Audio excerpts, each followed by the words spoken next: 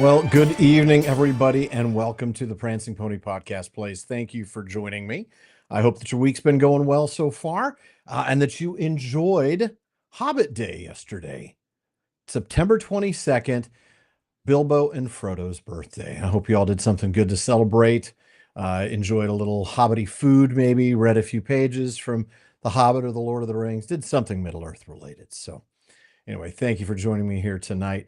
Just a real quick heads up before I forget, I wanted to let you all know I will not be able to stream this coming Saturday.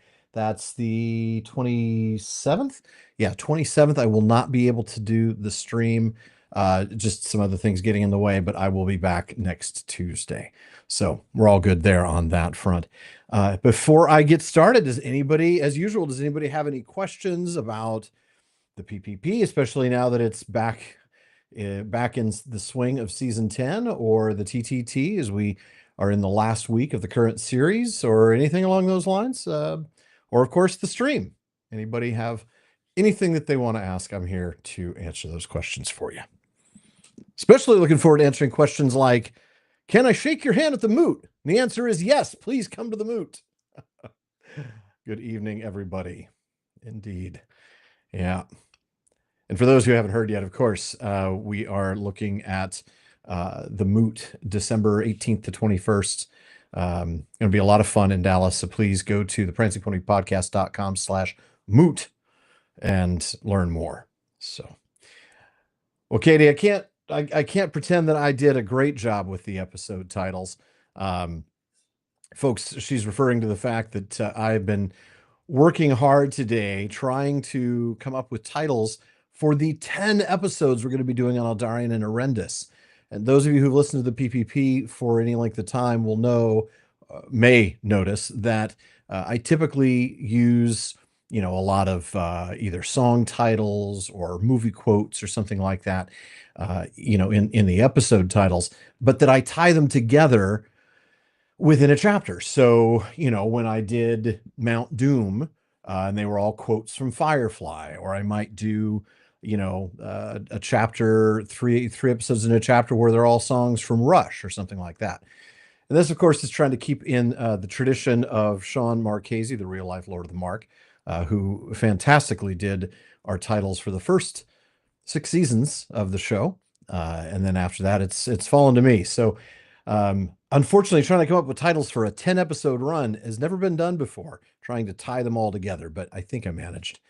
Might be some repeats with previous titles when you get to close to 400 episodes. That's bound to happen. Thank you, Erica. Very kind of you. Yeah, this is going to be a fun evening tonight. Looking forward to it. Yeah. Well, you can't go check what I went with because I haven't put it up there yet. So there you have it. Yeah, I'll be doing that actually after the stream. I'm going to go ahead and log into to Megaphone and to Patreon and upload the next few episodes that have been recorded, edited, and finalized. And then, of course, tomorrow, recording again tomorrow morning with Sarah as we record the 4th of 10. It was so great to spend time with Sean. I obviously given the lead time for an interview with folks from Weta, that was actually recorded a lot earlier than the beginning of the season. I think we recorded that in late July, just because Weta needed time, and I believe Warner Brothers also needed time because we were talking about War of the Rohirrim, so they needed to make sure that nothing was said that they didn't want said. But we're not exactly tough interviewers. We're not driving home the hard questions. So everything was approved and we got it in there. But yeah, it was wonderful to work with Sean again. Such a joy. So the plan is to have him back again later this season. So we'll see how that goes. All right. Yeah. Yep. I don't know that we used YYZ, but we have used a few. Of course, I don't know if you know this, Katie, but YYZ is, I think, the code for the Toronto airport. But yes, it's also a Rush song. So, yeah, we've used quite a few Rush songs before. I was just looking at our titles recently. I was Really enjoying looking through those. Basically, I wanted to make sure that I wasn't duplicating myself, but it turns out I'm going to be duplicating myself. Uh, indeed, everything they do is a masterpiece, Joe. I mean, well, just about everything. Yeah, fantastic stuff. So, all right. Well, I'm going to go ahead and get LotRO going here. And let's take a look here. Oh, wait. Before I do that, of course, I need to get the stream going. Oops. Which means turning off the chat and turning on the extra camera. So let's get this going here. There's Hilbern down in the corner of my screen. And we're going to be putting away the chat log so everybody can see what I'm doing.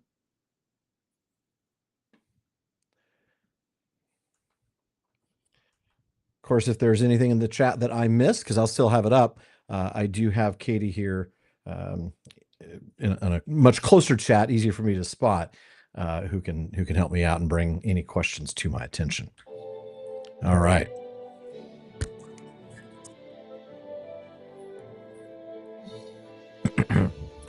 All right, when we last left Hilbern on Saturday, we were deep down in Moria in the waterworks, and we were about to go do something. I don't recall, but I guess we'll find out soon enough.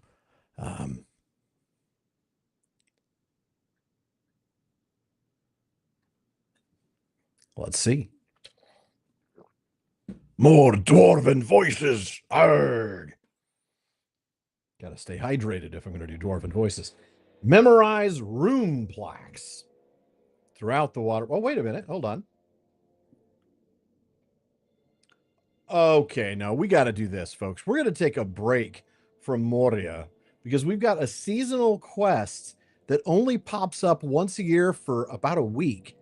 And it's to celebrate Hobbit Day, like we just talked about earlier with Frodo and Bilbo Baggins' birthdays close at hand. Frodo's looking for an adventurer to assist him with a surprise for his Uncle Bilbo. Fortunately for him, I used to be an adventurer like him until I took an arrow to the knee. Travel to Rivendell to assist Frodo with his plans. I shall do that. I shall do that. Speak to Frodo Baggins in the last homely house in Rivendell. I am going to take the quick way there because otherwise it might take a while. I'm in Moria after all. So let's port over there. Sorry you missed that one, Martin. The good news is that 61 is coming, and that's going to be more interesting because 61 means I will then level up my legendary, reforge my legendary. That reminds me, I'm going to spend some perks in order to speed up that process. So what I've just done, folks, if you didn't notice, the blue bar at the bottom grew, and that's, of course, your progress. So the little brown marker shows where you are before you reach your next level. The blue is like an accelerated portion. So everything you do there is going to go 50% faster. And that dark blue represents the fact that I haven't played for a few days, right? So it gives you a little bit of extra incentive to come back. And then the light blue is the portion that I just spent some perks on. So looking forward to reforging at 61. But in the meantime, I'm looking forward to breaking out some of the old school voices here. No more dwarven voices tonight. Oh, my voice will be happy. I was hoping to speak as Gandalf here. All right, well. Just a moment. Hello. You're here to assist with my birthday surprise for Uncle Bilbo? I want to have a word with you. Hilbern, I'm glad you're here. I am in need of an adventurer, such as yourself, to help with a birthday surprise for my Uncle Bilbo. When Bilbo decided to resettle in Rivendell, he did it in typical fashion, as you may have heard, with a bang and a flash, disappearing right during his own birthday party. In that moment, Bilbo instantly became the subject of many a tall tale, an increasingly exaggerated legend. I know he'd be amused to no end to hear these stories, but I myself can't go collect them. The next time you're in the Shire, could you do this for me? Were I you, I'd start at the Gaffer. He hears most everything worth hearing, and he will surely know who you should talk to in order to obtain the very best tales. Well, all right then. I'm going to go speak to Gaffer Gamgee in Hobbiton Bywater. But you know what I'm going to do? I'm not going to go straight to him because I need to get into the Hobbit mood. I'm going to see if I can't find my guide to Mitchell Delving. I know it's somewhere around here. There's Thorns Hall. There we go. And then I'll like wander over there or take a horse over there. Hassel, you're going on an adventure?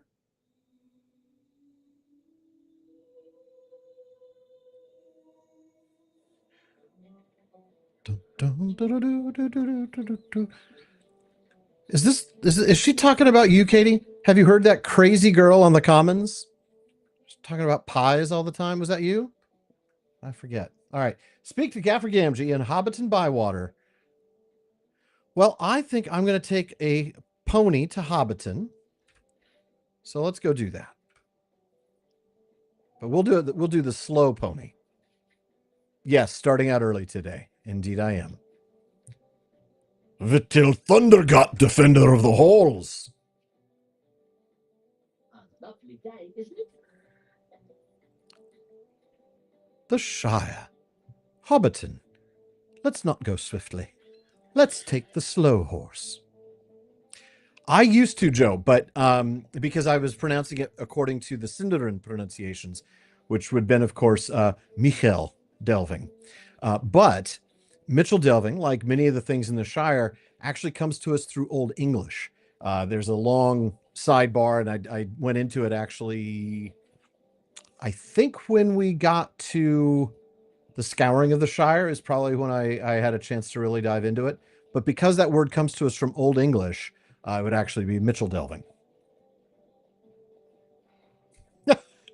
I know it is hard not to read Mickle Delving or to hear Mickle Delving, but it is Mitchell Delving. So I'm not gonna. Oh, you're not a real Tolkien fan if you pronounce it Mickle Delving. I don't gatekeep for the Hobbit films. I'm not going to gatekeep for that.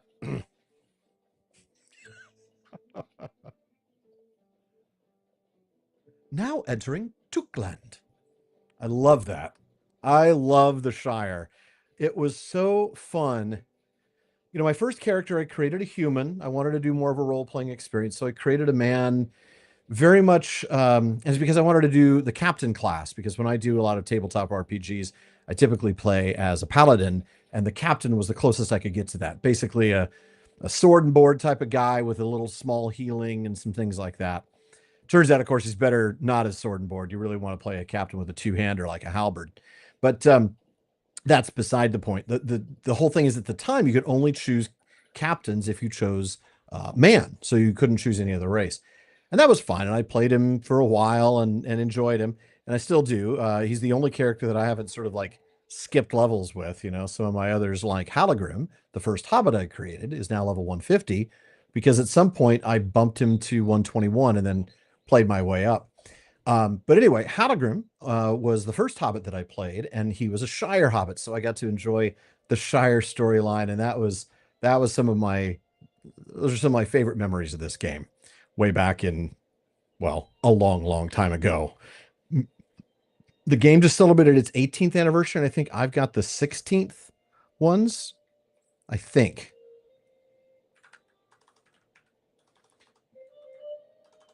There's got to be something here. It's not going to be under deed. It's going to be under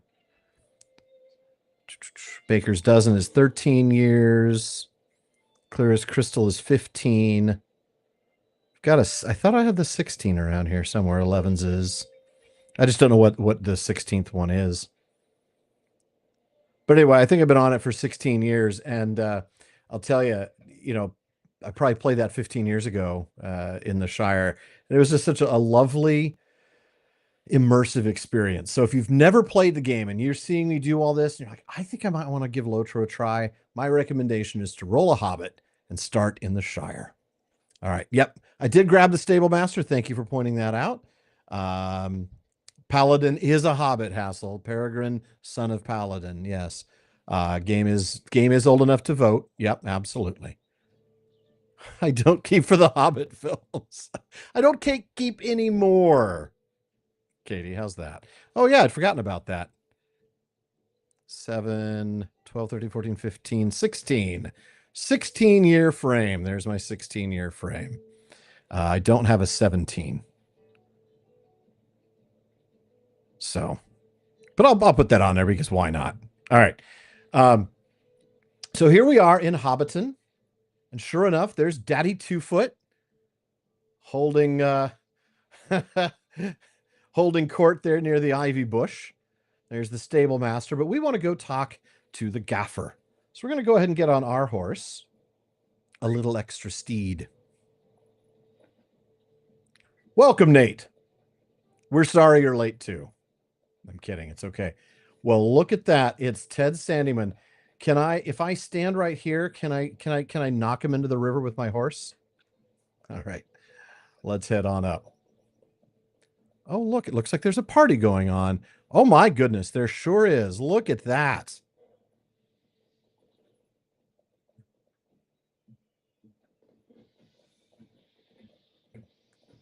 But we're not interested in the party. We're interested in talking to Samwise Gamgee. I'm sorry, not Samwise Gamgee. Sam's dad, Gaffer Gamgee. What do you need? Why, hello. Frodo sent you to talk to me then? What's that young fry up to now? Don't walk off. I need to speak with you. So you're here to collect stories about Bilbo Baggins, are you? Heard that I would know who to talk to. Well, naturally, you're correct. Give me a moment. I'll write you down a list of likely hobbits to speak to. Mind you, you'll need to catch them at just the right time. If they don't seem to have a story for you, check back on them in a while. If you want to hear every story, you'll need to have some perseverance. Well, and you're just out of luck, Frodo. I'm not going to be able to get them all. Oh, I guess the first one we'll talk to is the gaffer himself. Who, by the way, clearly can't be bothered to stop working in his garden to actually talk to me properly, but that's okay. Must throw apple at Sandyman. Yes. Yes, indeed. Right then, here's that list. You'll want to give it a quick look to make sure you can read my handwriting. Oh, and sure enough, there's a note. Thankfully typed. Mind you, remember what I told you. Not everyone's going to have time to talk to you at once. If a hobbit doesn't have a story for you when you want to talk, check back with them later. A list of likely hobbits. Ted Sandyman. Okay, no, this is just, I'm not going to have to read this in his voice. So, oh, look at this. We get to meet a whole lot of hobbits to talk about our guy. Why is it not? There we go. No, it makes sense then. Were I you, I'd probably start by talking to Ted Sandyman. Just follow this road out to the east and then turn south. Ted's standing just south of the Bywater Bridge. I know Ted's got time now, so he'll be happy to share his story. Just remember that not every hobbit on that list will have a story to share whatever you please. Just check back on them from time to time. You'll catch them at a good time soon enough, I'm sure. Sounds to me, and I've never done this, so Katie, maybe you can confirm. It sounds to me like there's sort of a rotating list to kind of keep you active on the quest. You can't just go down the list. All right. I'm biting my tongue about you calling someone else for not stopping work. Well, I have news for you. Gaffer's not getting paid doing that. All right. I do love the music here in the Shire, too. Just a jaunty little tune. Butterfly flying near Ted. Surprised he hasn't killed it yet. Might I have a word with you? Surely I'll tell you a tale of Bilbo Baggins and the disappearing act he pulled at his birthday party all those years ago. Just lend me your ear for a moment. Well, now, what I heard is that Bilbo had just about had it on his birthday. So many people, all of them, bickering and squawking and trying to sneak in the bag in and look for treasure. Anyone would grow weary and want to be done with it. Bilbo was always an unconventional hobbit, so what I heard tell is that he decided to give everyone a good scare and sneak away. Went to go enjoy himself where all his family wasn't. And went round to all the taverns and inns trying their brew. Now, what I hear tell, no one's quite sure what really happened after that. But my brother's son's friend's cousin works down at the Green Dragon, and he swears he shipped off a barrel that was heavier than the others the next day, and that it rolled funny like something was in it. Didn't think to question it till after the fact. My guess is that Bilbo enjoyed himself a bit too much, found himself in a cozy barrel and got shipped off. Goodness only knows where he is now. I wonder what interesting brews he's gotten to try in far-flung lands. Woohoo! We completed a story. All right. Oh, thank you, Katie. She's just sent me a message that despite the quest text, stating you'll need to catch them at certain times. All NPCs have their quests active simultaneously. This quest can be completed without having to wait. So we can finish this whole thing tonight. Originally, only 4 of the hobbits were active at any time, and each hour the active hobbits switched. Thankfully, they've disabled that. All right. Yep. All right, just catching up on chat, seeing if there's anything I need. So I got a deed. Oh, I get to get a deed for Bilbo Baggins' birthday. If I finish it, I get to be Hilbern Chronicler. There's a deed I don't have, or a title I don't have on any of my characters. All right, so now I just need to find out where they all are. Sheriff Robin Smallborough. Robin, we all know Robin from the Scouring the Shire chapter. He's within the Ivy Bush Inn, located in the town of Hobbiton Bywater. Why would a miller be named Sandyman, Joe asked. The names often reflect the occupations. That is true. Sandyman. Well, the only thing I can think of is that being the miller, he would often, I'm thinking actually going back to one of the stories that Tolkien once told about the White Ogre. It was the miller that he grew up near being covered in flour dust all the time. And one could see how it might become, looks like he's covered in sand, but it's flour. And flourman just didn't quite have the same ring to it, I suppose. I don't know, actually. It's a very good question. I've not seen an actual answer to that, but I'm supposed to also listen to Dudo Chubb's story, and he's right here. Let's listen to and Postman Grub, probably. Yep, sure enough. Let's listen to these stories. Can I take a moment of your time? Oh, collecting stories about Bilbo Big Shot Baggins, eh? More than enough of those to go around, to be sure. Luckily for you, I happen to know the truth of the matter of that odd disappearing act he pulled at his party. Yes, I do. He's like a male Karen, I think. How do you do? As I was saying, here's what happened at that birthday party of Bilbo's. You see, when he was on his adventures, he met up with a pile of dwarves. Yes, dwarves. Anybody who knows anything knows that some of them dwarves got mighty peculiar after losing their home in the mountains, far off all that long time ago. Since then, stories say, some of them have been known to be a roaming band doing nearly anything to squeak by. And that would breed loose morals, if you ask me. Loose morals! Assuming they ever had any to start with, can't ever be sure with people not of the Shire. No, you cannot. Sorry, I can't quite keep a straight face here with this guy.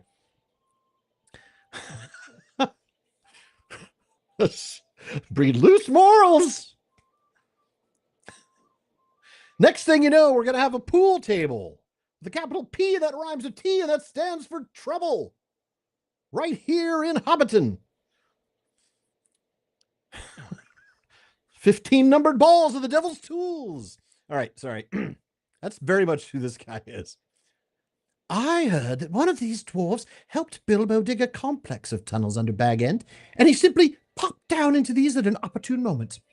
Goodness only knows what he's been up to since, but you could bet it's something no respectable hobbit would be caught doing. I see, Dudo.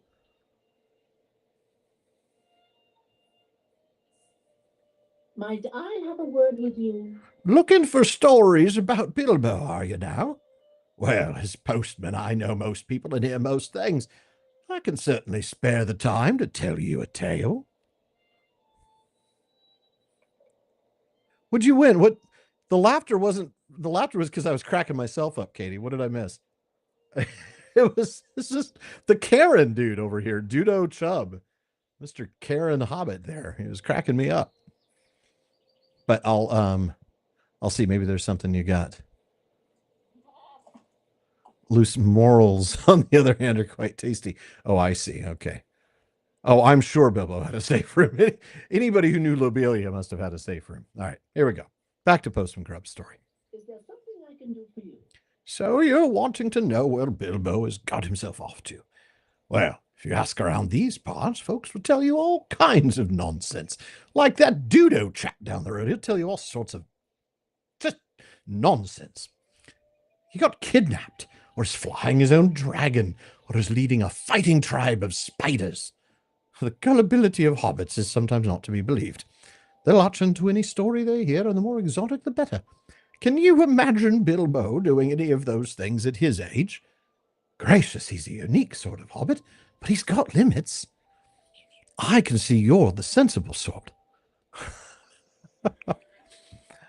I can see you're the sensible sort, so I'll tell you the real truth. Bilbo's always had a terrible fondness for elves.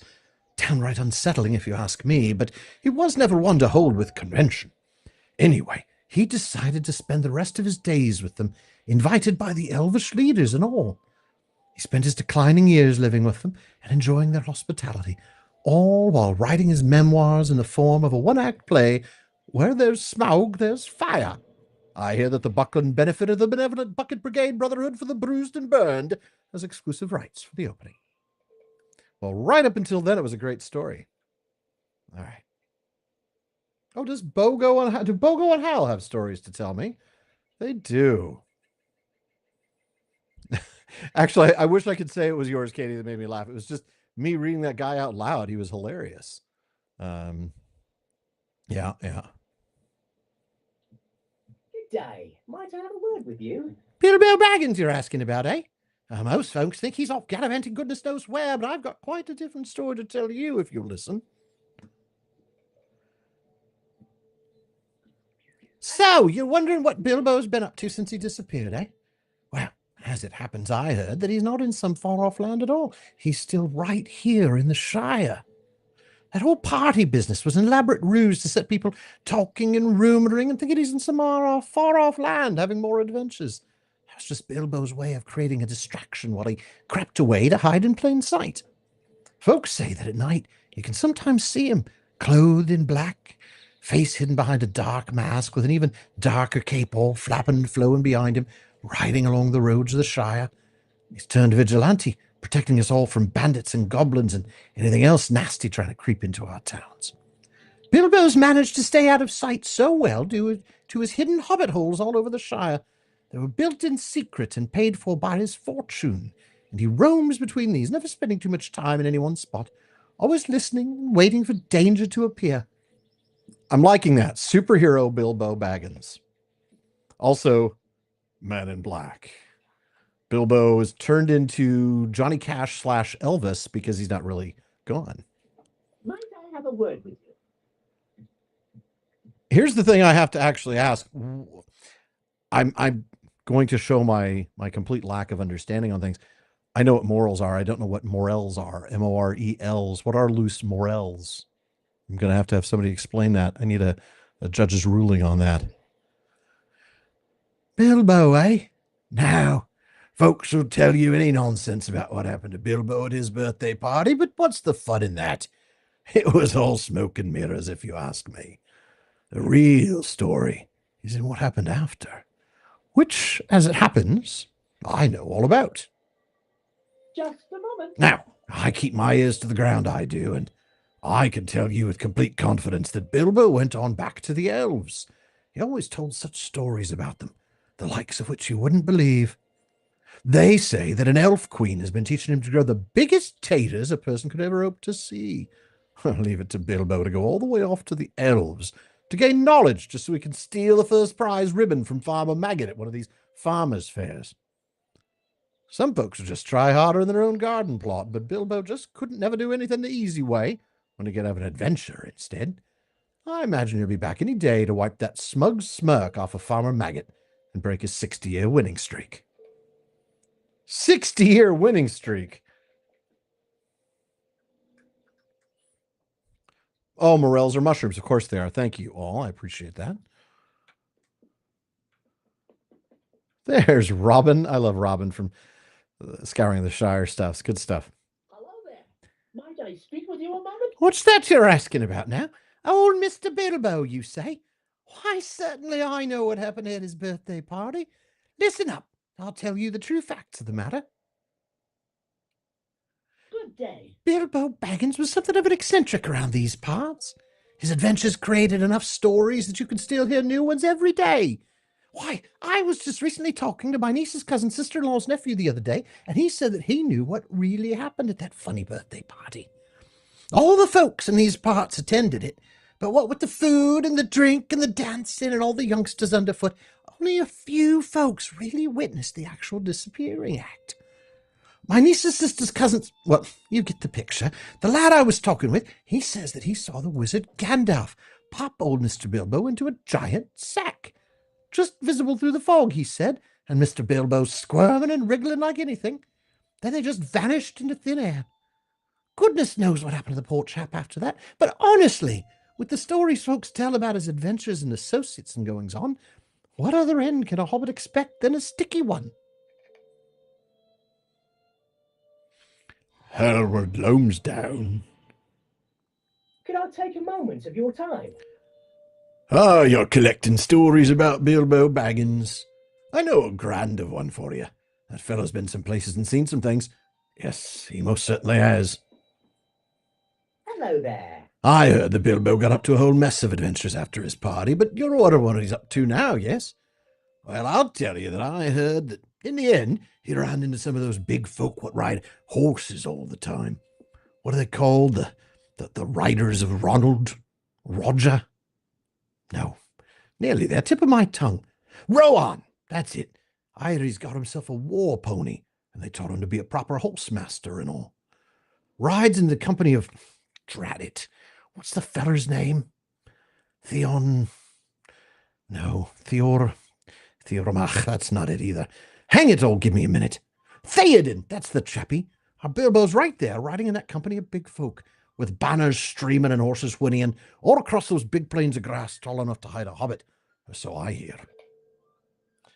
All right. Oh, we get to get the storyteller, Lotho and Lobelia, a child, and Holly Hornblower. But I don't know where they are. That fellow has seen some things.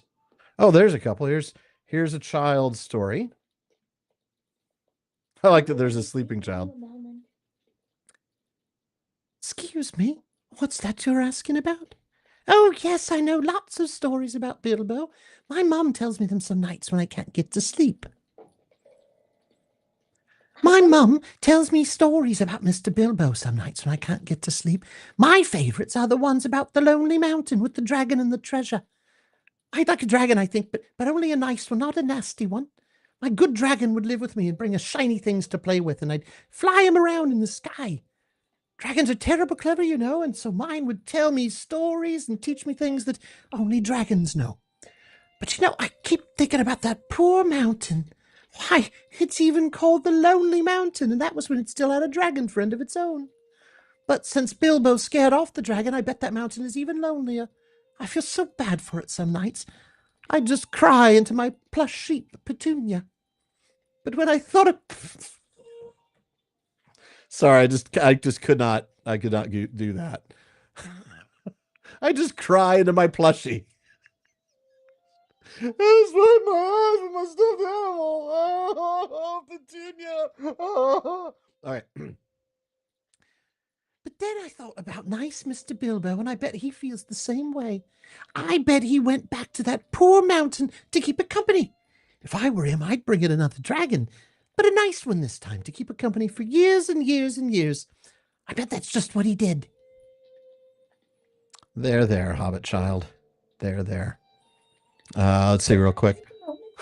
I'm just catching up on...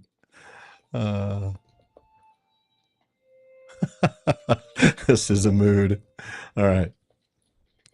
Bilbo Baggins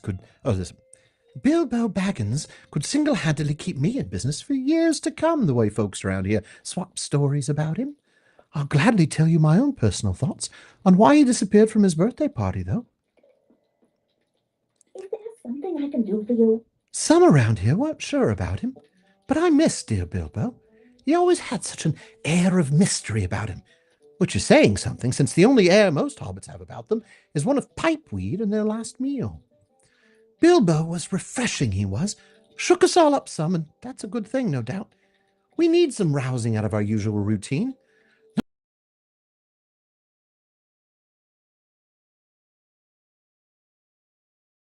Indeed, when we get a hobbit with real stories to tell, that Bilbo was getting bored. And can you blame him?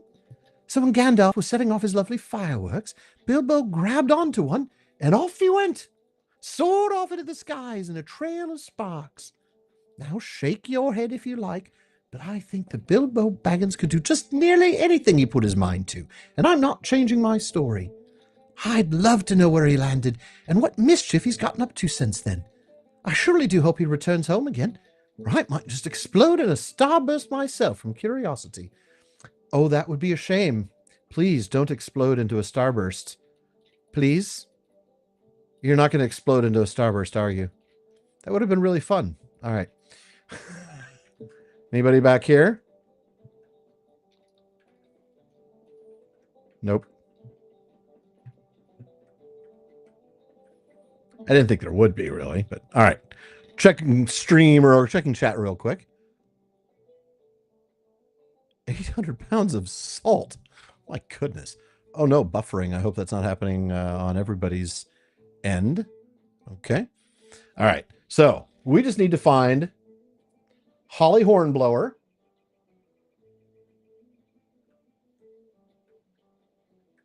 Somebody's over here. Oh, here's Holly. And then we just need to find LotRO and Lobelia. Might I have a word with you? Where's that? Oh, you're wondering where Bilbo is now? It turns out you've asked the right hobbit. I'll have you know that I have it on excellent authority that on his travels, Bilbo met a whopping massive bear. Yes, a proper large bear, not like the little ones that den around in these parts. And what did Bilbo do? Oh, no, don't be silly. The bear didn't eat him in one gulp. Imagine the indigestion with all those brass buttons. Now, Bilbo might not be a proper hobbit, but a hobbit still he is, and that means he was carrying any number of delicious things, the like of which that bear had never smelled or tasted before. With those, clever Bilbo tamed that bear. Indeed he did. And that's not the end. Not at all. Just getting to the best part, if you believe it. Radagast the Brown, you've heard of him, yes? Keeper of animals, they say, and proper wizard in his own right. Well, Radagast heard about Bilbo and the bear, and he was so impressed that he trained old Bilbo to be a lore master. Neither jesting nor joking am I, that right? First hobbit lore master is all Bilbo, and he rides around now on his great bear, accompanying Radagast all over the lands.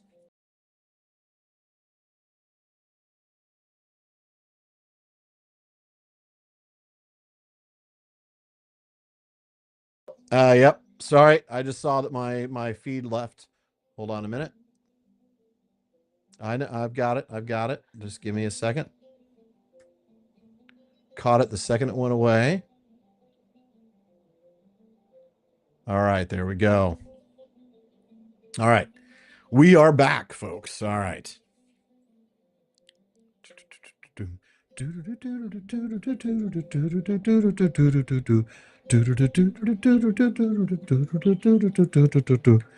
Okay, and they are up here somewhere, maybe even at the party. Yeah, they're up on the top side of the hill there, so. Oh,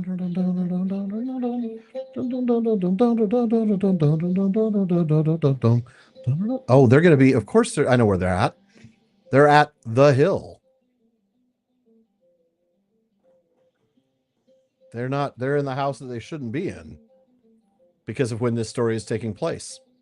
All right, this is taking place after the party, and well after the party, because that was 17 years before Frodo left. But it's after Frodo left, before he's come back, and this place gets messed up by. Okay, all right, LotRO and Lobelia. Yeah, and she did blow my private chat up with that. I mean, I was like, Alan. Somebody needs to post the Alan meme or the Alan gif, the little whatever animal that is. Alan, it's gone. So she was very helpful. Thank you, Katie. Is that a bear story or a Beorn myth?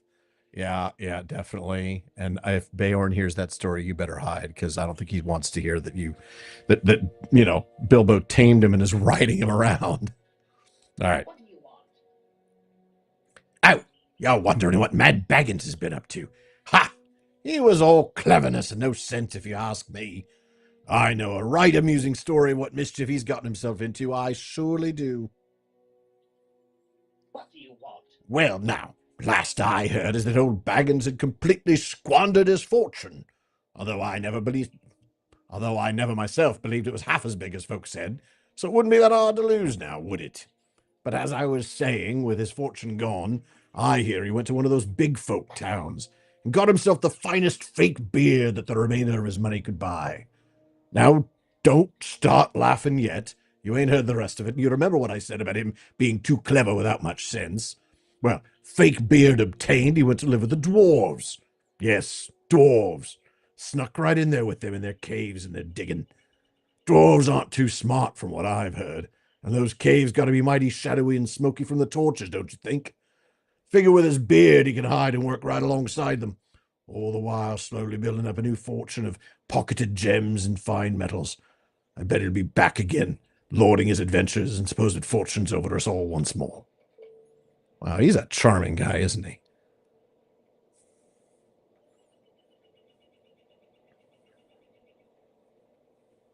Hi there.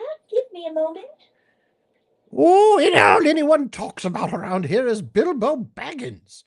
But as it happens, yes, I do know quite a juicy bit of information that I don't mind sharing with a person such as yourself. Listen up. Oh, there you Sorry, I had to wait for her to talk. Listen up now, and you might learn something worth knowing. Earlier that day, the day of the party, that is, I'll have you know that I saw Bilbo sampling a good many of Holly Hornblower's pies. They always look delectable, but I swear she uses secret ingredients that would put off even the staunchest eater. Not that I'm jealous, mind. My pies always come in second, and I have an easy mind knowing they're made of only the finest fruits, not any new nonsense I hear tell of, not like some people I know of. If that's good enough for me, well, pardon me, what was I saying? Right, Mr. Bilbo. As I was saying, I've heard that Holly was experimenting with sneaking in ground-up mushrooms, pinched from Farmer Maggot's field. If you listen to the young fry around these parts who've snuck into his field and eaten some, you know they have some awful queer effects. I didn't know he was growing those kinds of mushrooms. So if you want to know what I think, and you clearly do as you're asking me, well, I think eating those pies up and disappeared Bilbo. Good thing that old Gandalf was around to cover it up with a poof of smoke and save us all the scandal. Although some might think that there could have been an important lesson to be learned had he not. Boom! Title awarded.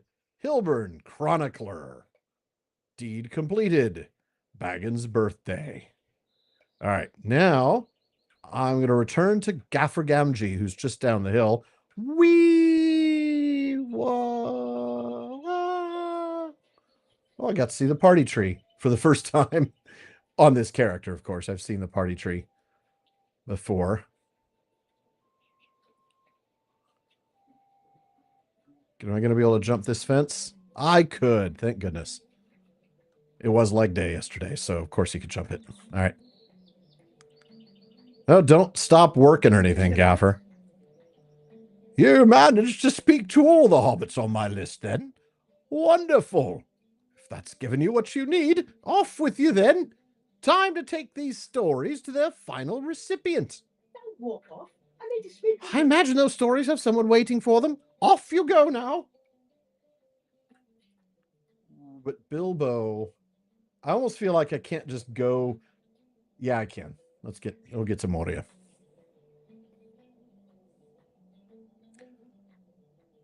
Mental image, Bilbo getting a beard hair transplant. He's in the Hall of Fire.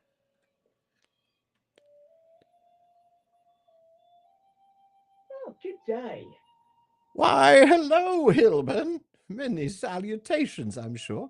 And what has brought you here to me on this fine day? How do you do? Stories from the Shire? And all of them about me? I can't wait to hear them. Please tell me your tales.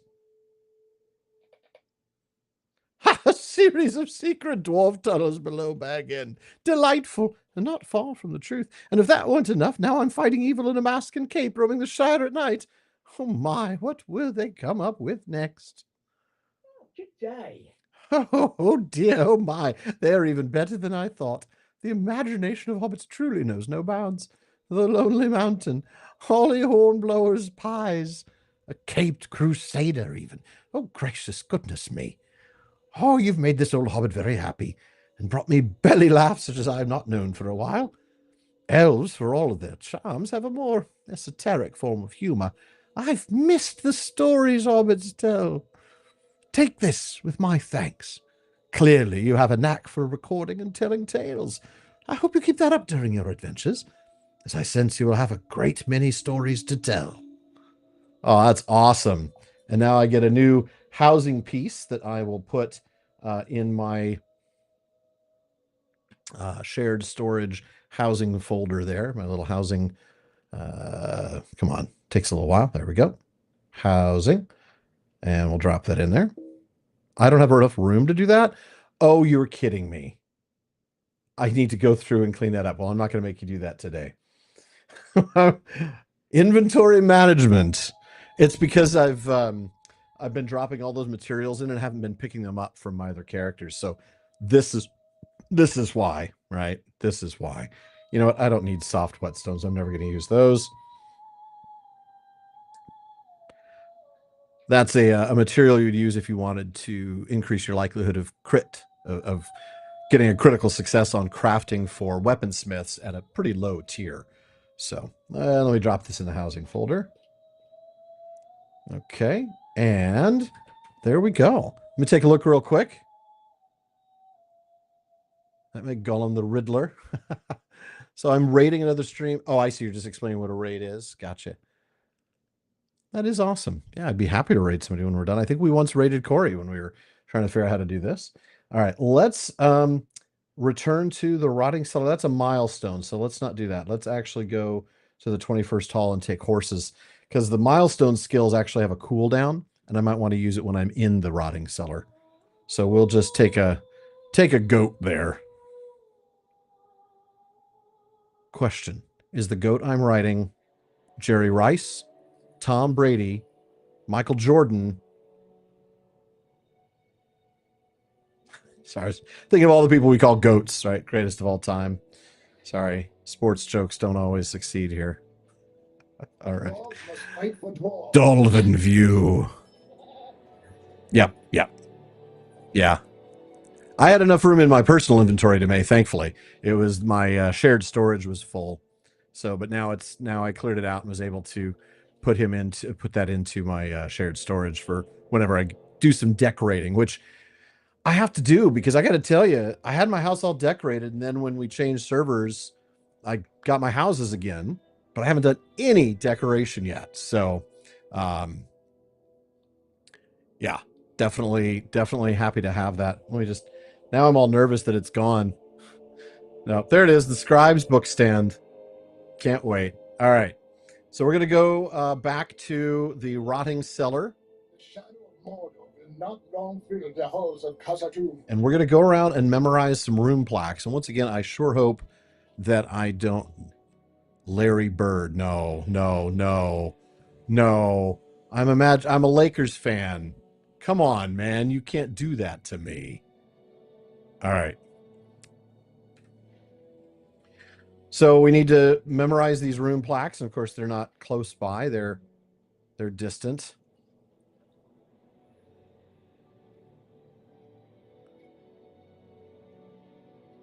Okay, that's not a stairway. Gosh darn it. I'm always forgetting where the stairs are in this place. And the stairs are so steep that you don't realize it's not a stair until you're right about there. All right.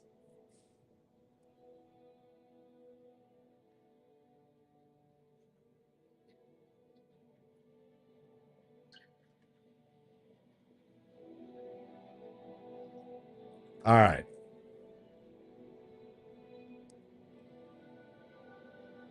Ooh, I also like that drove me pretty far up 61. I mean, certainly killing these green mobs isn't going to help me much.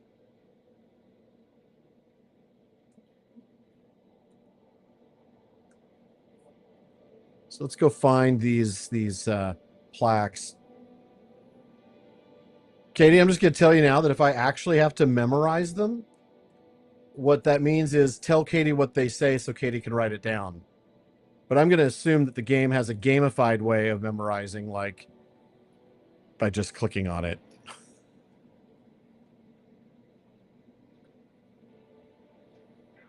Wow. Wow. Did you see him? He like licked me from 50 yards away.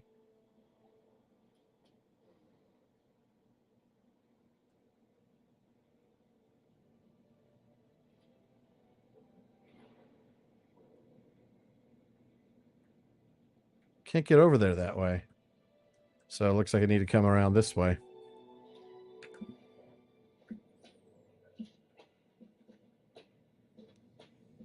Such a happy little jump. Almost feels ashamed to kill you. Then I realized I could sell your legs to the French for a lot of money. Serve them in garlic butter or something. Okay. This is an interesting place. Oh, there's some orcs in here. Globsnaga. Globsnaga. Well, we know snaga means slave.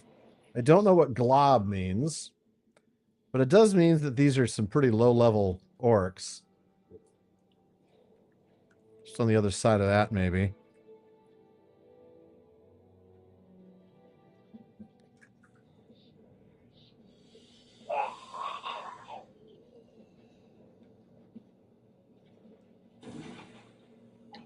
There's the plaque over there.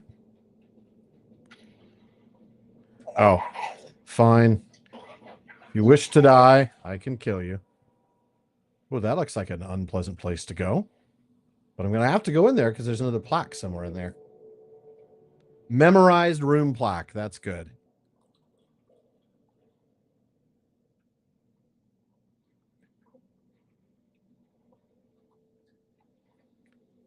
Katie, if you need help, you just let me know, okay?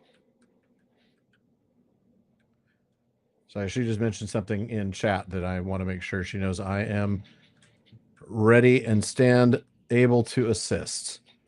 All right. Huh. Looks like it's on the other side of this wall somewhere, but over there somewhere? No, can't get through there. Oh, yeah, maybe. No. No. Well, this is pretty gross. And it obviously stinks. This place is just nasty. All right.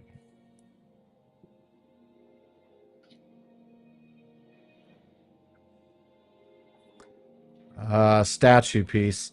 This starts a quest. No, thank you. Don't. Oh, wow. Hey, you're a bad guy.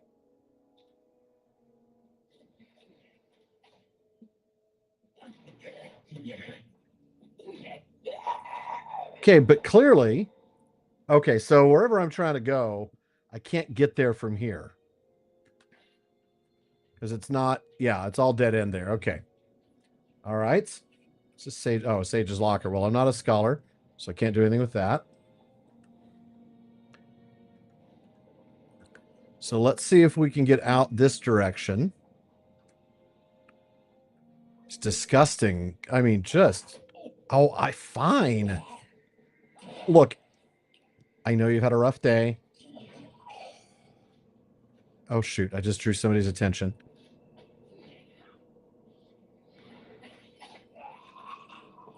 Unstable mushroom, ally of Globsnaga skirmisher. Ew. Can I just get out of here? I've got signs to memorize. I don't want these orcs throwing.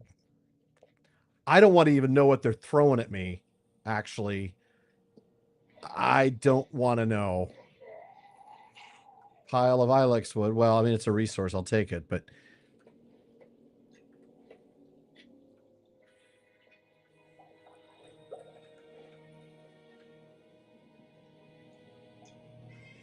Okay, so down here somewhere? Yes. We're just going to swim. Just keep swimming. Just keep swimming. Probably need to go up a level, down 3, then up to 5. Yeah, probably. Here's a question. I really enjoy the flocks of birds. Is there any wildlife creatures you can kill in Moria? I don't. Not airborne ones. I mean, the only airborne ones that you can encounter are things like the bats and stuff that you can kill that are enemies. Is that a room plaque?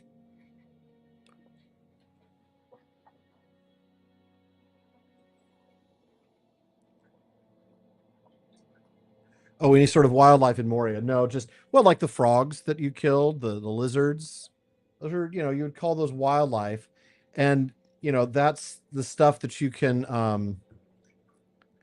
That oftentimes they're not inherently going to attack you. They'll attack you if you appear threatening. So, like the lizards, just make that noise, and then if you stick around, well, then they'll attack you. Right? See, watch. If I leave him alone, he won't attack me. So he's more like wildlife. On the other hand, are things like this guy, which will definitely attack you if he sees you. So we kill him first. I think the salamanders will. They're like the worms, but I could be wrong. Well, let's find out. Yep, they'll kill you. They'll attack you right away. And that makes sense because they are of...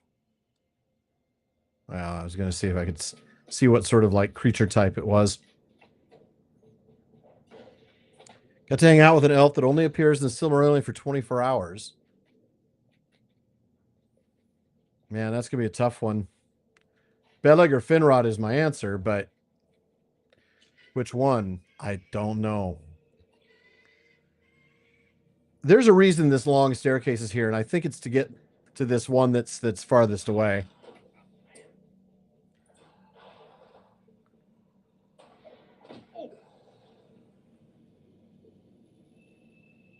I don't know. Luthien would be pretty cool to hang around with for 24 hours.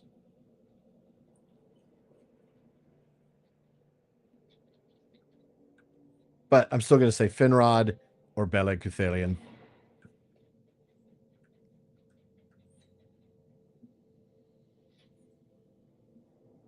Played the... I've Lego Cool. I've played them, but not on this channel yet. I tried to one time, or I tried to set it up, and I was getting handshake problems between my PC and the Mac that I stream from, due to some sort of some of the copy protection for some reason, HTTP. So I have found a potential workaround for that, but I have not actually implemented the workaround. All right, so we found these three in the south. So I'm going to use my milestone skill to port back to the milestone. And then we'll go over to these two. In fact, I wonder if maybe we'll take a stable goat to the Vial Maw and just work our way north from there. Looks like it'll be a little quicker to do that. In LotRO, can you climb the stairs? Gandalf climbed to fight the Balrog. I'm going to leave that for future episodes so that we don't have any spoilers, perhaps. But yeah, I definitely want to play the Lego. Certainly the Lego Lord of the Rings, I think, more than the Lego Hobbit. We'll see. Oh, it's Gitter. Want to give me what? I didn't see that there was somebody here with a quest. Oh, I'm not going to look for goblin corpses at that level. Quests that are that far below me. I'm about to be 61. That quest is going to be grayed out. All right, the Vial Maw. Let's just travel there, not on the swift goat. Let's see how it gets us there so we can kind of take a look. Okay, so there's that death circle, a resurrection circle. So this is the stairs I went out before, but instead of turning around and going down, I turn around and stay at the same level. Wow, I would never have guessed to go this way. At all. How would that have gotten me to the Vial Maw?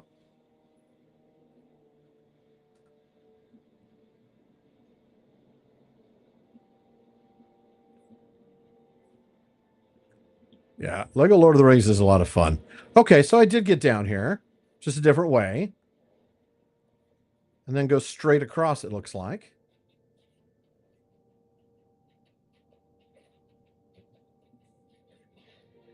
Yeah, so this is that area that we tracked down those running goblins before.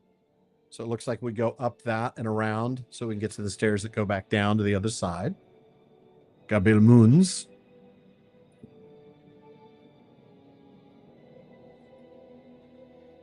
Yeah, so we'll head west again, and then northwest, and then west again on that down the stairs.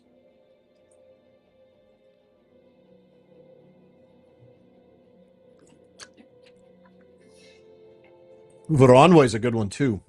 That's a good choice, actually. Just reading of Tuorin is coming to Gondolin. Okay, all right. So that's where you come through. You know what? Actually, I'm going to dismount here because we're now closer to those 2 room plaques that we got to find, right? I mean, that's the whole point.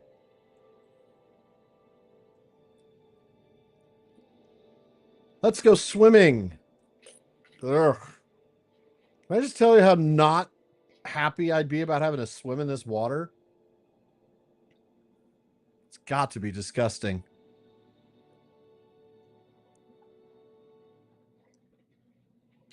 Yeah, that is the thing about the Lego Hobbit. Like the gameplay is better, but they never finished it. So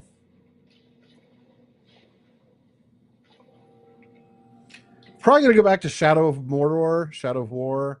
I also want to do Return to Moria. So there's a lot to do still. But of course, I got to at least get us out of Moria, right? Let's get us to Lothlorien, and then we can talk about doing other stuff.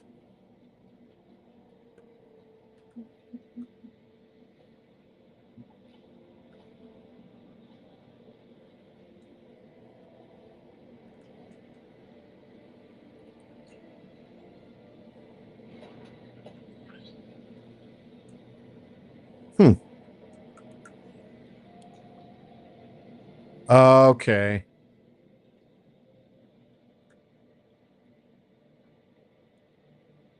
Oh, I wonder if I have to go back to that fortress area. Maybe.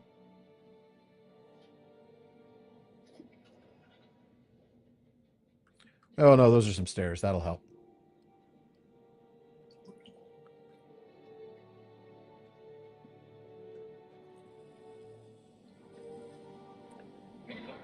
No, I did a I did a session of Golem long before PPP plays was a thing.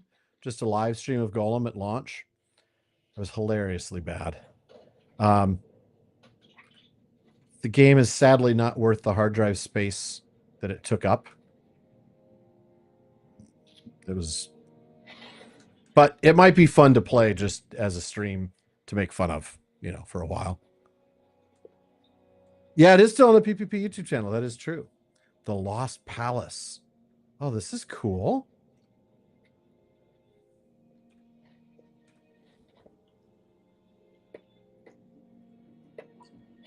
Oh, I got off our ride. Ooh, an ambushing glass spider.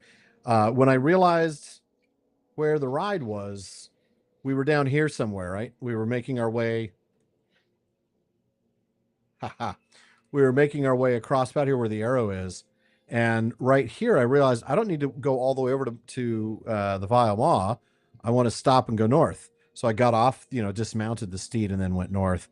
And then we're hopefully going to find here real quickly the last of the rune plaques. But of course, I have already used my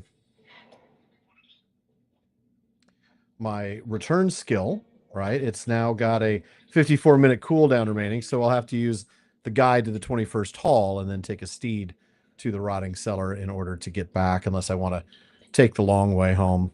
Take the long way home. Take the long way home. Okay, so there we go. Memorize the rune plaque. Oh, wait, hold on. Defeat creatures in the waterworks. I just need to defeat creatures? Well, that's easy. Here's 2 creatures. Hey, creature.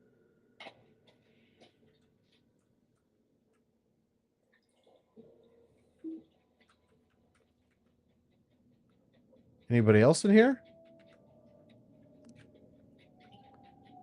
Oh, this is kind of cool. All spiders in here. Yep, that was Supertramp, of course. What was the question about the Great Tales? I didn't see it. I'm so sorry, Katie.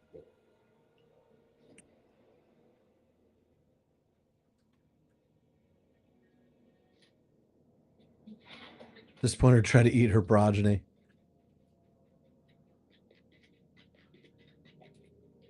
I actually like the alternative though, Joe. Supertram. It's it's a super jet powered um, uh, vehicle to take you from the parking lot to the main entrance at Disneyland. The Supertram. Reading the Fall of Gondolin. Yeah, there are a couple back in season 1. Not so much on the Fall of Gondolin only. It was a Start's Quest Mirror in the Mire. The episode that we did was on Tuor. We did, I think, 2 episodes on Tuor. No pun intended. And that would have included covering Tuor and the Fall of Gondolin. We were expanding on the story as published in the Silmarillion by drawing on the story from Unfinished Tales. But yeah, the story as a whole, that was only 1 or 2 episodes. We'll definitely cover it at length next season in the Great Tales. In the meantime, I'm also covering it on the TTT, the Daily Show. I've been covering that for a little while. So if you're interested in discussing that story a little bit, the TTT is a little less discussion and a little more just, reading and brief conversation, but you'll enjoy those. And those would be on, I think, First Stage Fridays or Silmarillion Saturdays. I can't remember now. Alas, I could check, but I'd have to stop the stream to do that. So, what was already sold out? Oh, the $5,000, the statue from Weta. Yeah, I did not buy a copy. In case y'all are wondering, it's crazy. I did pre-order the Green Dragon though.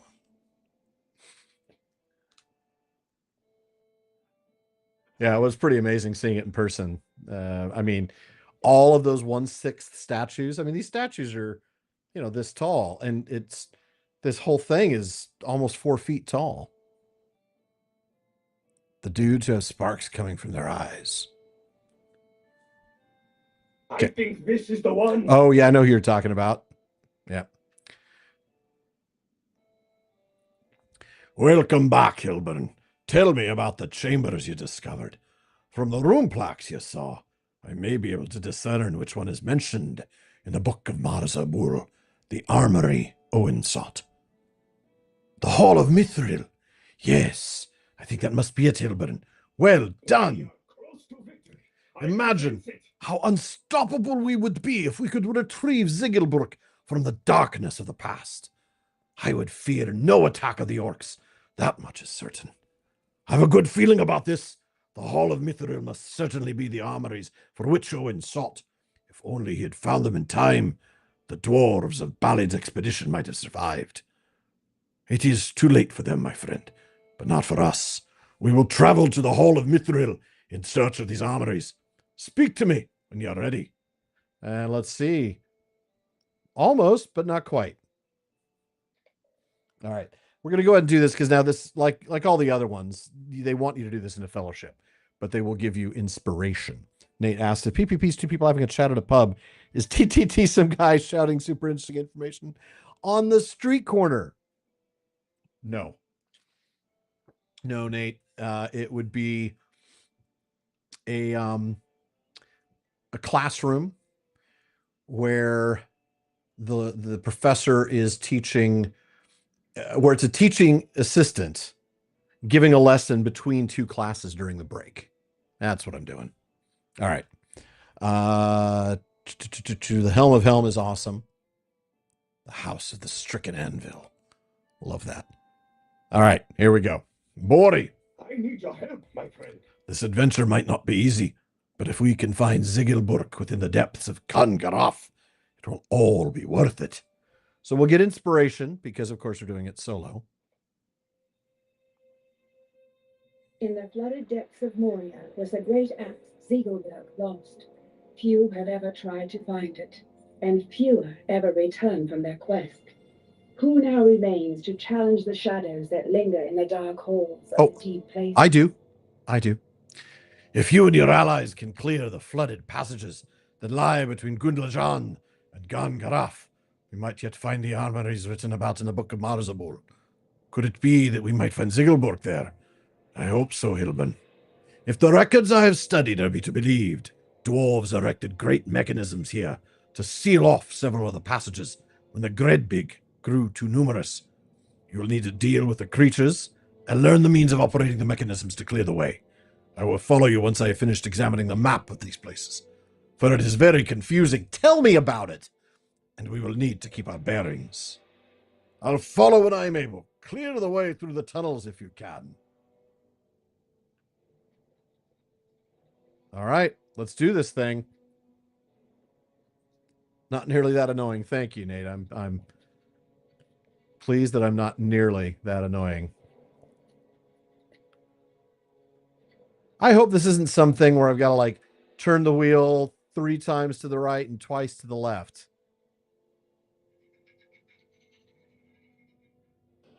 There's a rumbling from the bottom of the steps as the wall gives way. I suppose I'm supposed to go down here now.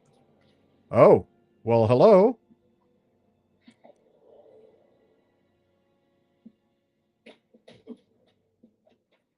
Oh, he's trying to swim to me.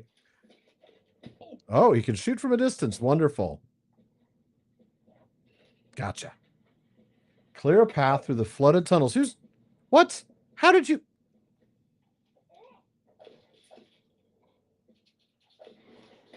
All right. I didn't see... What full statement was I missing here?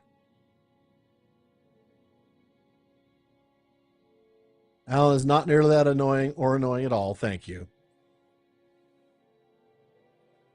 Okay, is there a place that I can like stand? Thank you.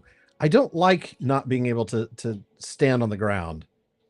Oh wow, I one-shotted that other guy. That's nice. Okay.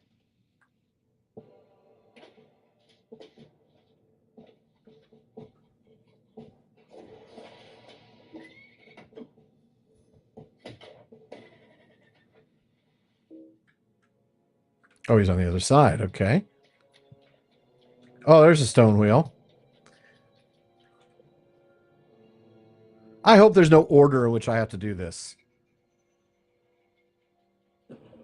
There's a grinding of the earth as a nearby wall gives way. Oh, gosh. Wait a minute. How did 3 of these dudes show up? Like it matters. Okay.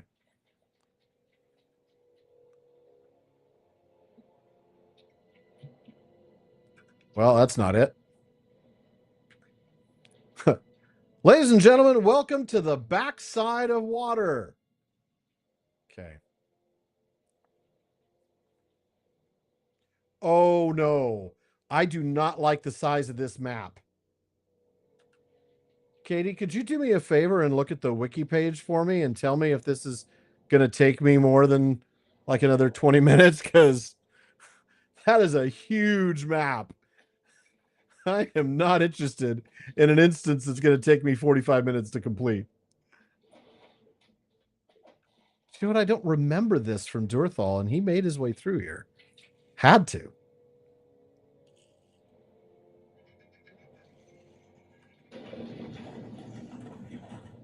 There's going to be some more mobs coming.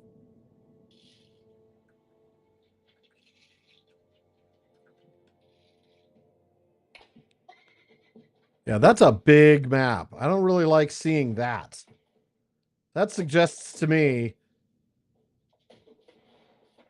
a massive quest.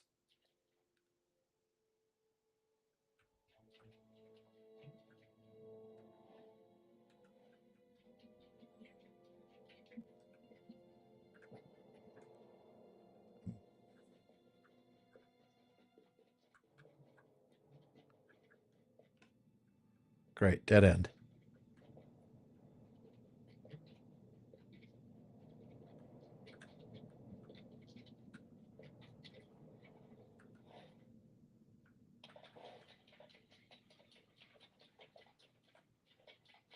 Another stone wheel here. I have no memory of this place. I think I already hit that one. That's right. That was the backside of water, wasn't it?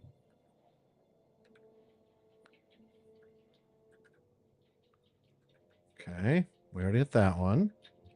Nothing that way. So what about this way? Aha. This must be the way forward, for the map continues this direction.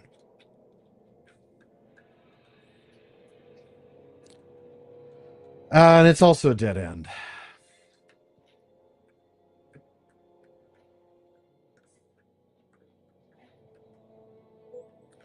I keep seeing that you might be chatting to me there, but then nothing pops up. So I'm hoping that you will be able to inform me.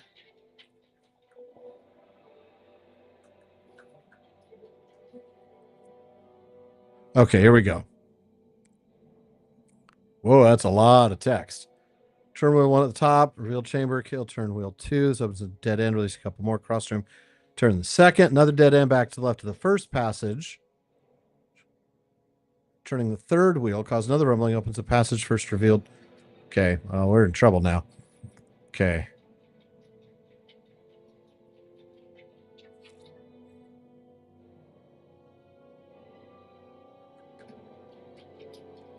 Okay, so I came in through here. That was cross the room. Turn the second back to the left of the first revealed passage. Walk close to the rocks. Another cave-in occurs. Thought I'd already triggered that cave-in.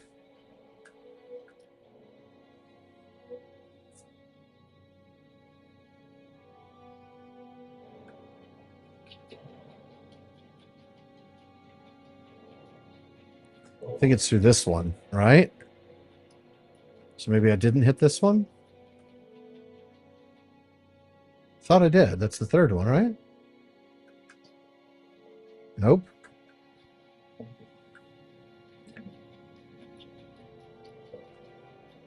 Okay, so this is the way I came in. Okay, and so the text says turn wheel 1 at the top to open the first passage. I've done that. Kill the Good John Mantis and Good John guards. And turn wheel 2, which is immediately to my right, which I did. This opens an adjacent dead-end passage, releasing a couple more, which it did, and we killed them. Cross the room and turn the second wheel, which we did.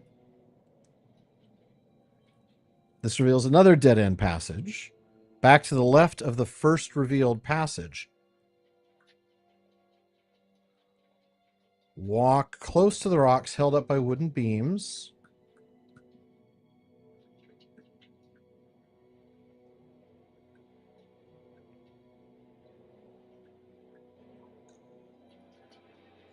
Oh, the one that I said it's probably that one, right?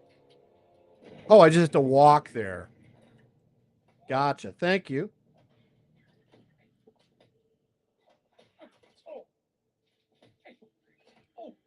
Oh, come on. I can't get enough focus to do Rain of Arrows. There we go.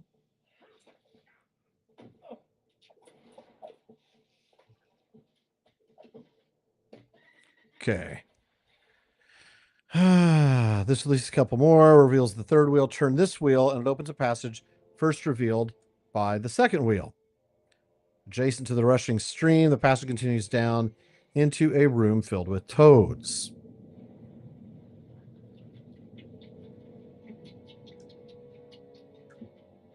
This way.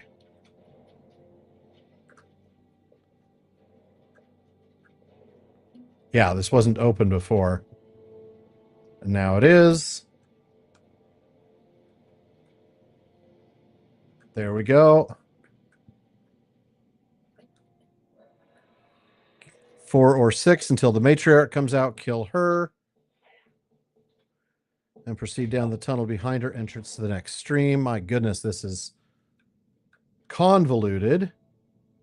That's okay. We like convoluted and complicated.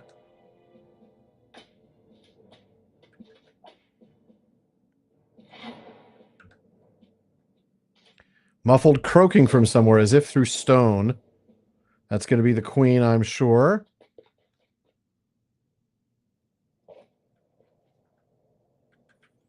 Which we'll have to kill a couple more toads before she comes out. Of course, that trying to get out of the trap of the circle, or out of the circle of the trap, so that it's available when she comes out. There we go. There she is. Wow, she's a charmer.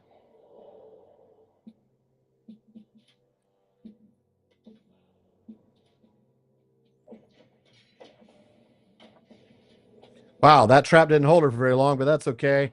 She's just a big frog. Okay. Follow the stream downwards to the next large room with more mantis and guards. Kill cluster sexes, 3 stone wheels in the room. Is it down this one then?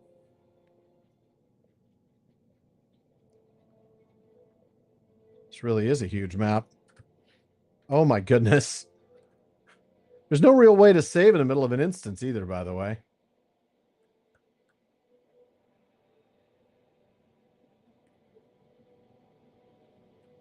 Well, this is really...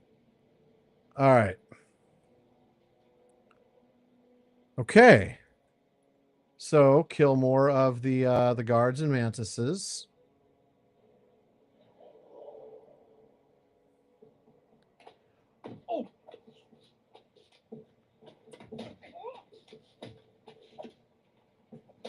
And Katie, just so you know, I'm not looking at anywhere further than our chat because I'm just reading where we're at. If I can, once I finish killing these guys, I'll stop and see if you've been trying to tell me anything else that I don't know about. Okay, let me get on land. And let's see. Wow, that is a long... Oh my gosh, this is the... Ooh. And I appreciate you, Katie, formatting that text. Yes, thank you. I didn't realize this was that one.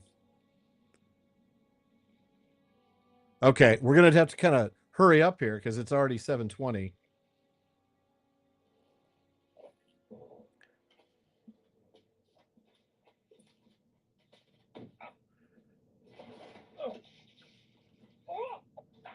Why did I just waste a heart seeker on that little dude?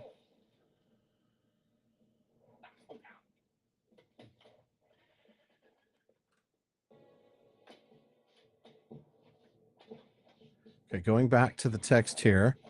Kill various clusters, access the 3 stone wheels in the room. Wheel 1 is to your left as you enter. Wheel 2 is in the center of the room. Just so I might have missed wheel 1. Because I came in over here. Nope, that must be the one that's near the entrance. That means the middle of the room is a long way off.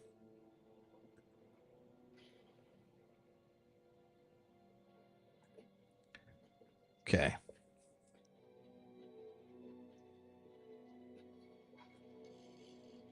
So wheel 1 is to your left as you enter. Wheel 2 is in the center. 3 is on the left across the stream from wheel 1. Oh, I see it. Okay. Some ancient device groans beneath the earth.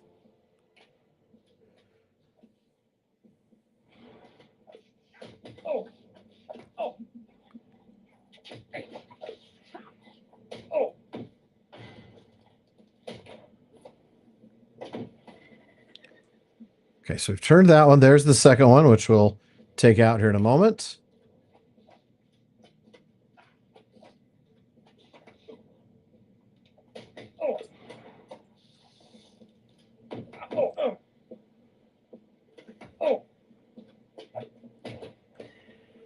Okay.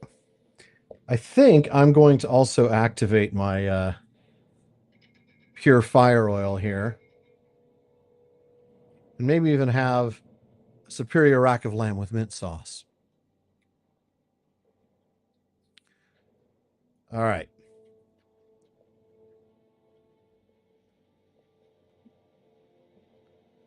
So the third one, this releases 2 queens.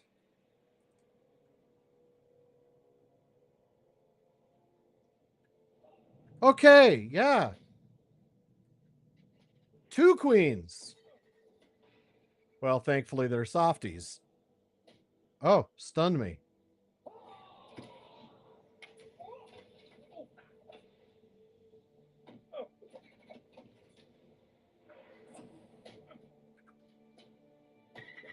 Okay. And opens the exit passage near the glowing crystals to your right.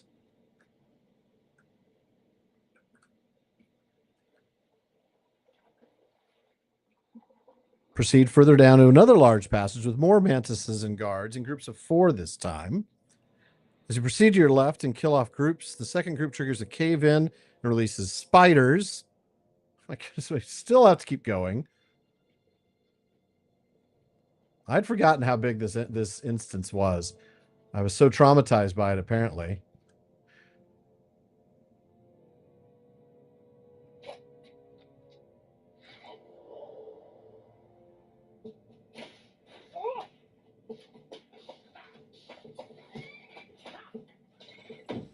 I like that my Rain of Arrows cooldown is less than it used to be. I could use Split Shot about now. Oops, don't pull the aggro yet. My goodness, how many of these critters are there? That would be 5.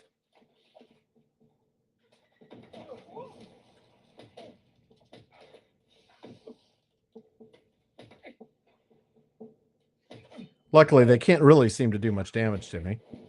Thanks to the Elven Inspiration, or the Dwarven Inspiration, probably in this case.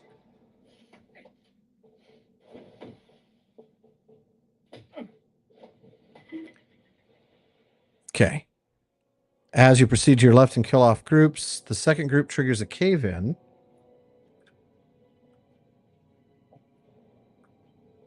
There we go. Spiders. Why did it have to be spiders?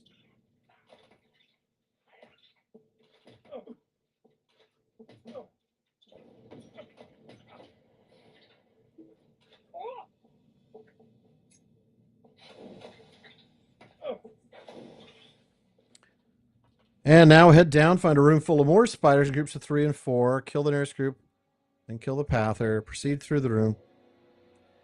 Wow, it just keeps going and going.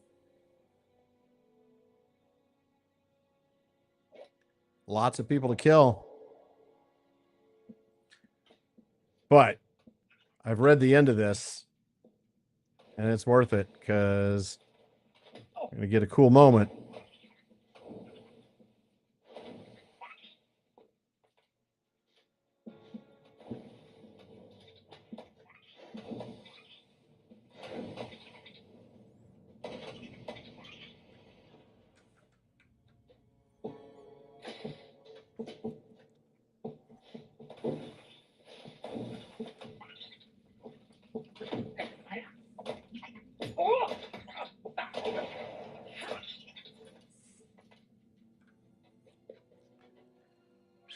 Six spiders. Proceed through the rear of the room and the stairs down.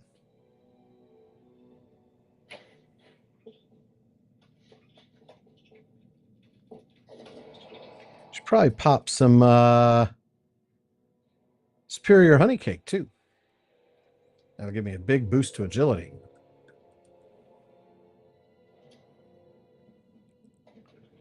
So 6 spiders attendant on the Gangaroth Queen. 2 pairs are pathers.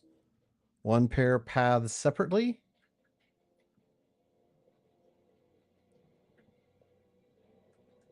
There we are.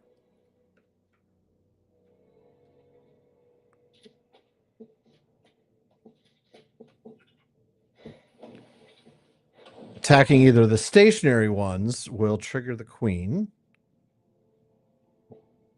Attacking the queen will aggro them.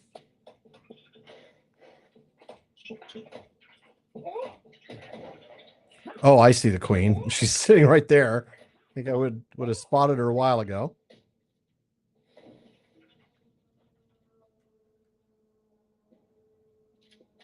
So triggering either her, at this point, whichever one of them I attack next, I'm going to trigger her, even if I attack the ambushers.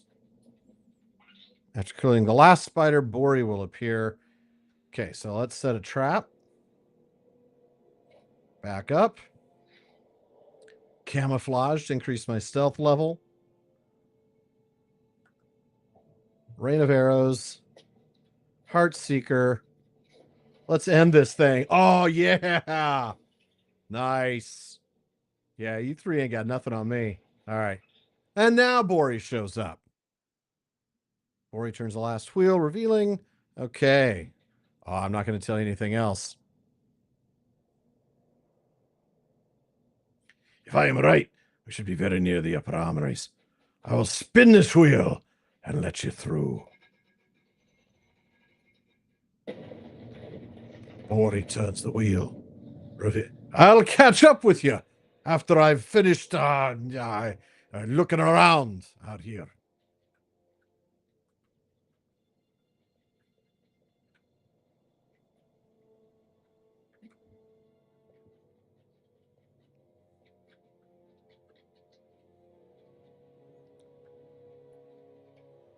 An incredible sight unfolds before you.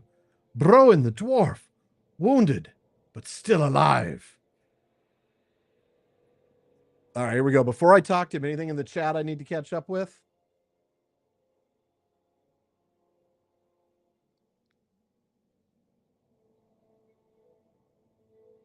Oh, sorry about the Twitch ads. I don't get any input on that. They don't ask me. All right. Broin, here we go. The beast. I cannot believe. Beware. Broin shudders at the very effort of speech. The beast in the water. Beware, friends. Whoa, okay. This is bad. I don't know what I'm doing.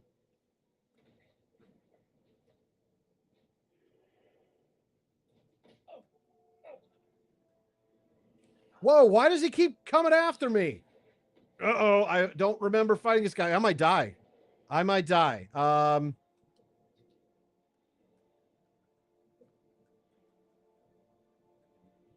This is why you want to do this in a fellowship if you can. What? Stop already! I'm so dead. I'm so dead.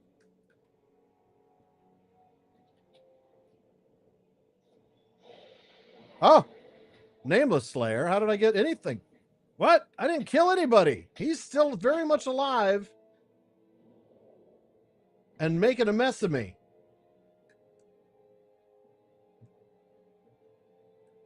Come on, shoot him.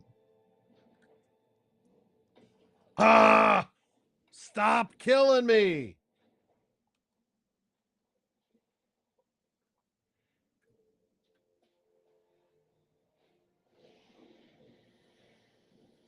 Ah, stop killing me, for crying out loud. I'm going to die.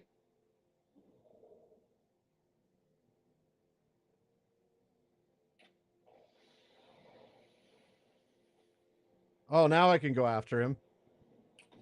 Oh, but he's going to still kill me because I'm out of potions. Gah! Slips beneath the surface and is gone. Well, I did heal myself. I healed. I used all my potions. And I don't have... Yeah, Burn Hot is just... Yeah, I don't have a heal because I haven't reached that level yet, I don't think. No, I don't have a heal. I don't have... Well...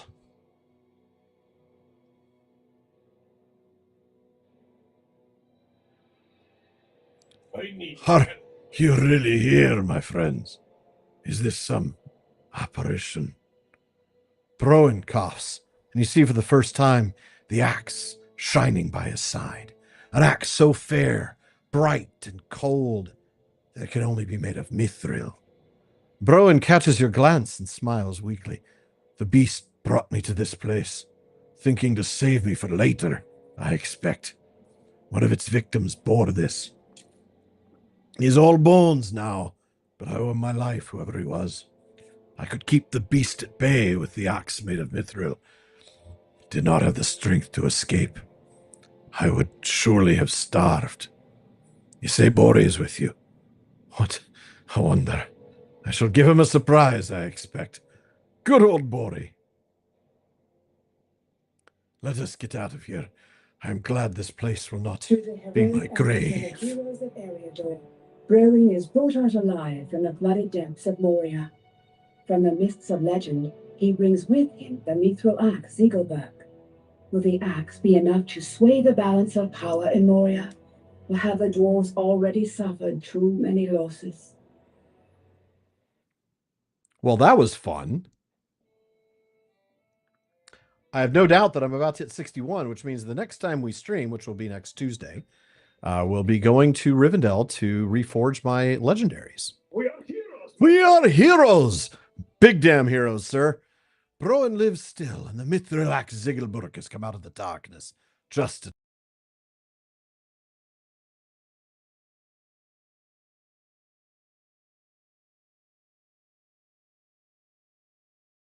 Moria.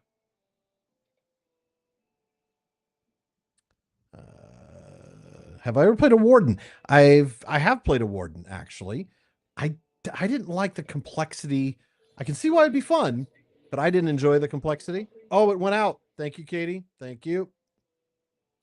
I do not understand why that happens because the camera's still there.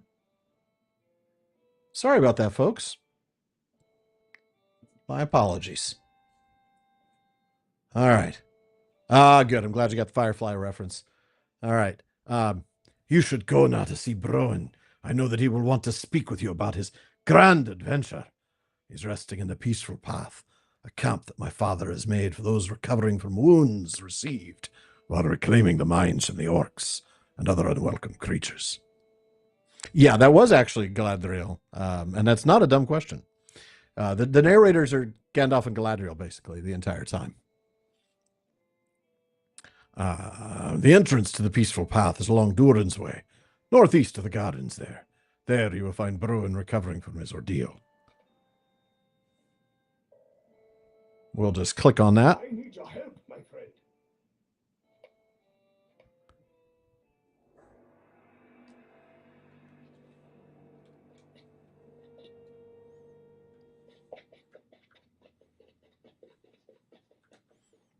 I have had enough of adventure, my friend. I thank you for rescuing me. Never come here.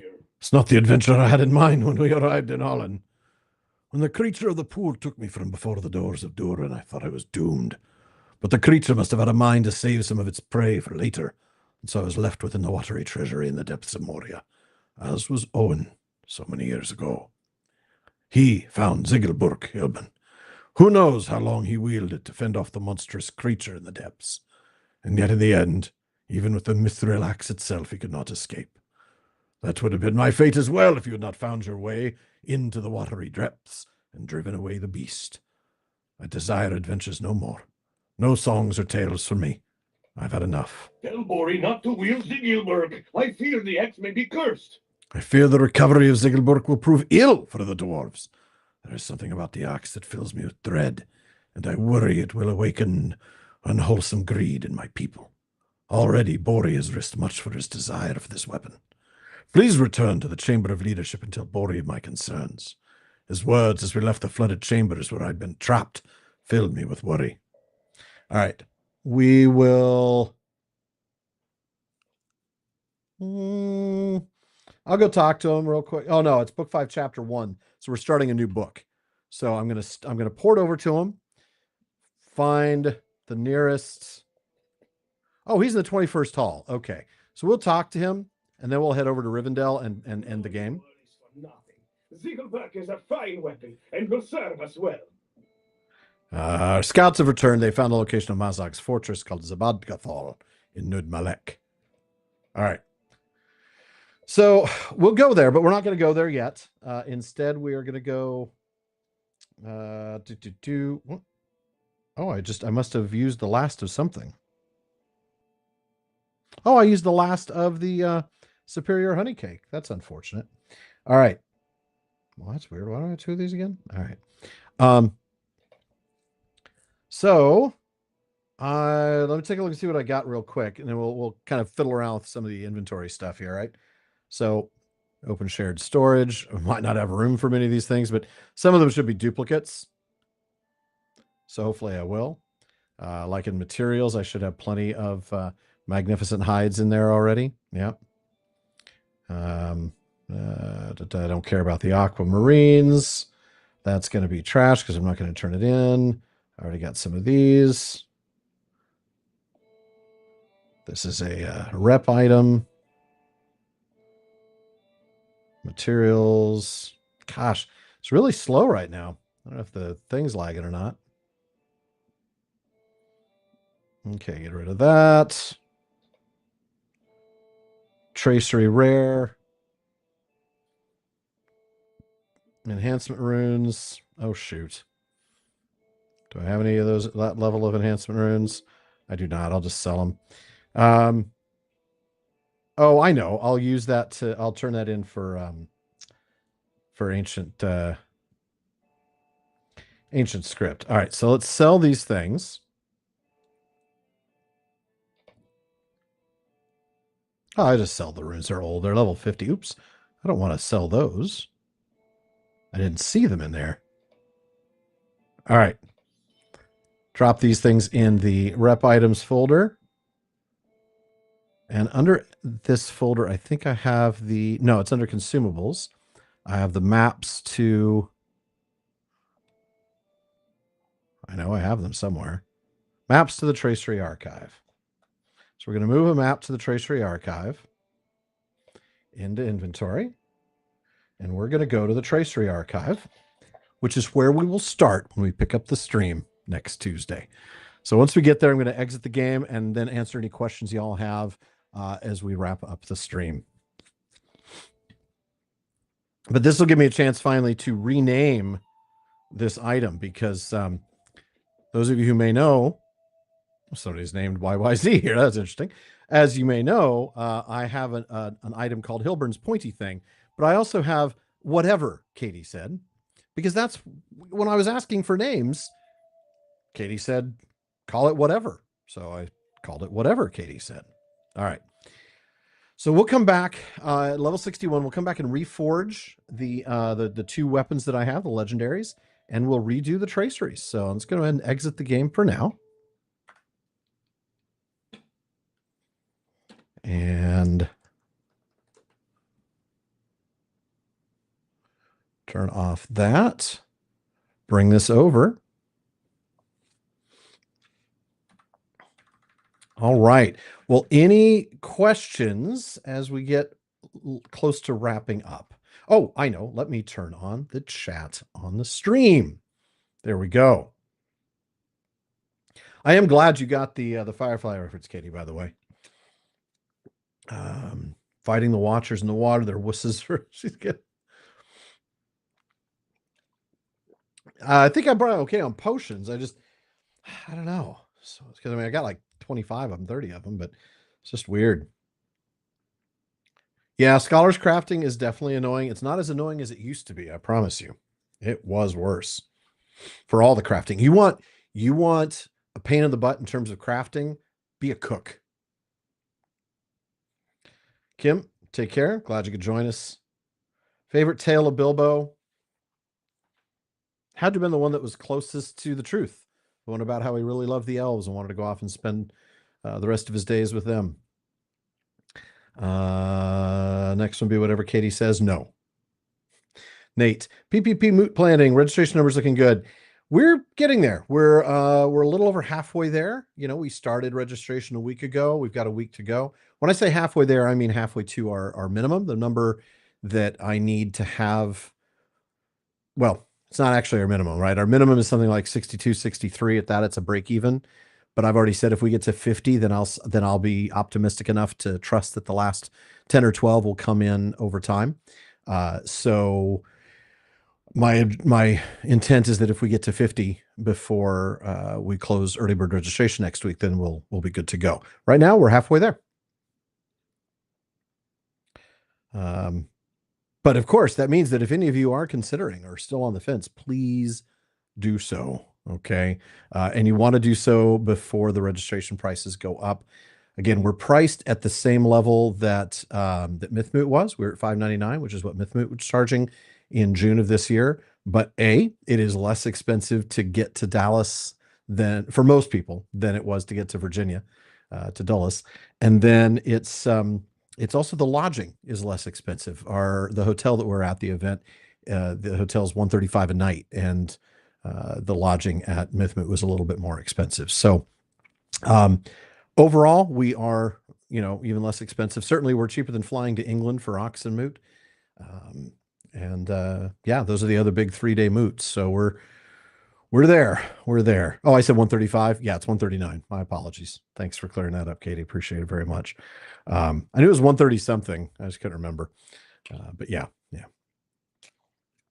I want to say that Mythmoot was like closer to 200. So yeah, it'd be hard to leave Rivendell once I was there, wouldn't it? I mean, I might want to go to Lothlorien and check it out. I might want to go to Gondor and visit Minas Tirith and the ruins of Osgiliath, but I don't think I'd want to leave Rivendell, really.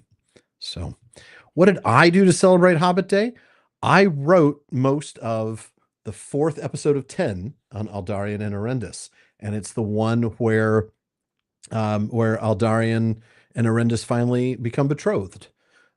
So wait, no, that's the last. Yeah. It's the one where they become betrothed, I think. Now I'm forgetting. Because the problem is I also just wrote the blurbs for the 3 ones before that, or maybe the 4 ones before that. So I've written the 4th one, and the 4th one is where what happens in the 4th one? 4th of 10. Yeah. They get they get betrothed in that one. They don't get married yet. That, I think, is the 5th of 10. So, all right. So that's what I did to celebrate Hobbit Day. Talked about the worst couple in Middle-earth history and how they probably should have just called the whole thing off. Martin, that's a good question. I usually want 3 episodes in the proverbial can, right? Recorded, edited, titled, blurbed, scheduled, ready to roll. And once I finish my work tonight after the stream, that's exactly where we'll be. I'll be 4 ahead with 380. Let's see. Oh, I got the wrong keyboard thing. There we go. I'll have, so 383 comes out this Sunday, and I will have through 386 online and ready to go.